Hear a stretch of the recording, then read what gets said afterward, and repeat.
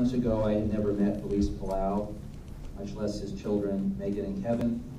I was aware that Luis Palau drew hundreds of thousands of people to the waterfront, but frankly, it wasn't really my thing, and I hadn't actually been to one of his rallies.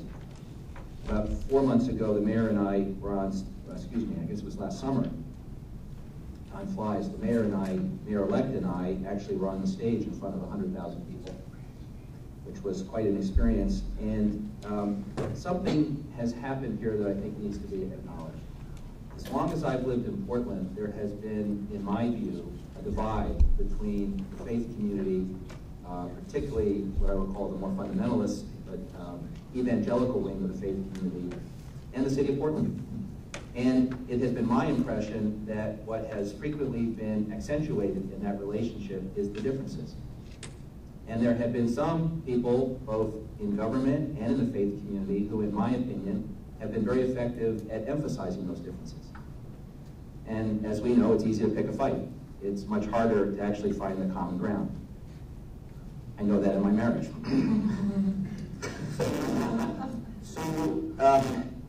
So I watched this relationship evolve. And I will tell you, I watched it evolve with some skepticism. And I think the skepticism was shared by many folks in the faith community, as I've heard expressed at various gatherings. But what has happened, I think, is that this idea of a season of service has such a powerful resonance with all of us, regardless of our faith and regardless of our past, that it has provided the sort of baseline for a new relationship of understanding and mutual respect.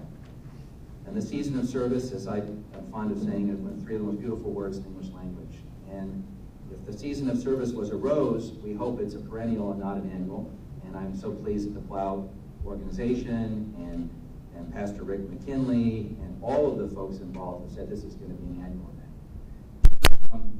And what does it mean? It means that in addition to our existing partners in the nonprofit community and in the business community, the faith community has now stepped up and said, we want to be part of the solution.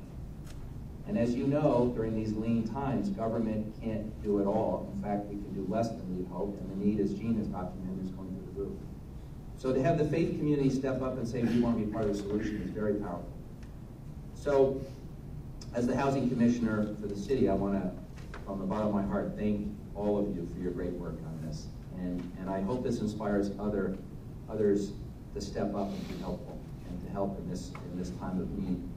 I want to close with a quote of Dr. King on service that we're all familiar with, but I think captures the essence of what you're doing. And that was, at one point, Dr. King said of service, everybody can be great because anybody can serve.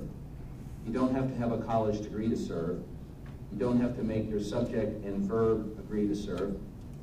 You only need a heart full of grace and a soul generated by love. And I think that absolutely beautifully captures this partnership. And we are grateful for the $100,000, which will make a difference in the lives of families and children. And we look forward to building on this relationship going forward.